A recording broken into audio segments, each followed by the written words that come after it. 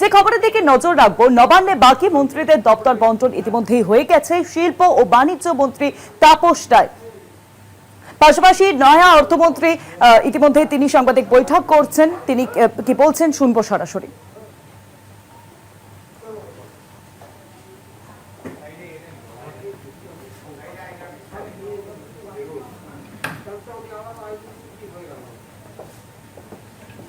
সেটাও শোনা যায়, তো কিছু তো টাকা ওখান থেকে বেঁচে যাবে।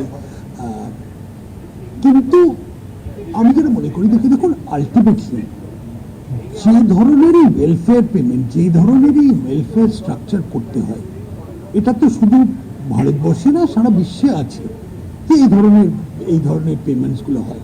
তো এটা ঠিকমতোভাবে চলতে পারে যখন আপনার রেভিনিউটা ঠিক মতো হবে, উৎপাদন ঠিক মতো হতে পারে, অর্থনীতিটাকে আরো বাড়ানো। সো আলটিমেট ওটা হচ্ছে যে আপনার ইকোনমিটা বাড়বে, তো এইসবও আপনি এফোর্ড করতে পারবেন। তো এইটাই হচ্ছে সেটা, যে মানে ফাইন্যান্সটাকে একদম ইন আইসোলেশন দেখা যায় না, এটাকে পুরো অর্থনীতির সঙ্গে দেখতে হবে। সামনের দিনে অনেকেই অনেক ইন্টারেস্ট দেখিয়েছে, এক ধরনের আলোড়ন সৃষ্টি করেছে। মানুষ এখন নিয়েছে যে পশ্চিমবঙ্গ এতদিন পরে আবার একটা প্রাসঙ্গিকতায় ফিরে পেয়েছে, একটা এই ধরনের মুড একটা এসছে। তো এটাকেও আমরা ক্যাপিটালাইজ করতে হবে, আমরা এটাকে নিয়েই কাজ করতে হবে।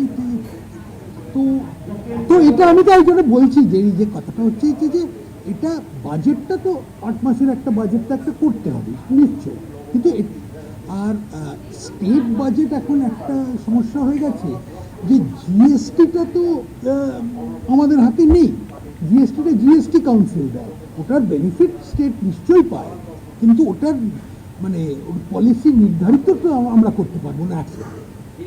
এখানে সাধারণত এখন লোকে আমাদের মেন সোর্স অফ ইনকামটা কি,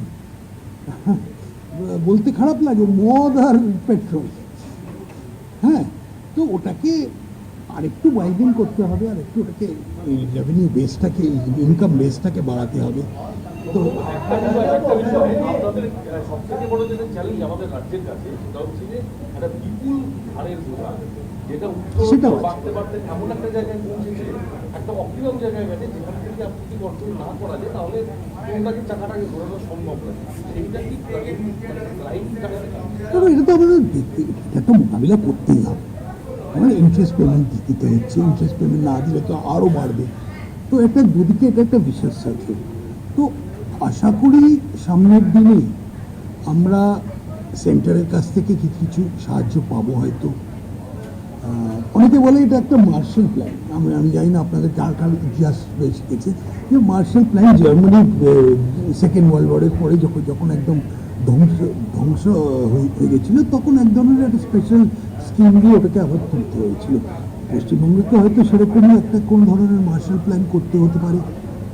আমি আজকে প্রথম দিন এসেছি, এখন মানে আরও মানুষ, আরও এখানে অধিকারীদের সঙ্গে কথা বলতে হবে, এখানে অন্য স্টেক হোল্ডার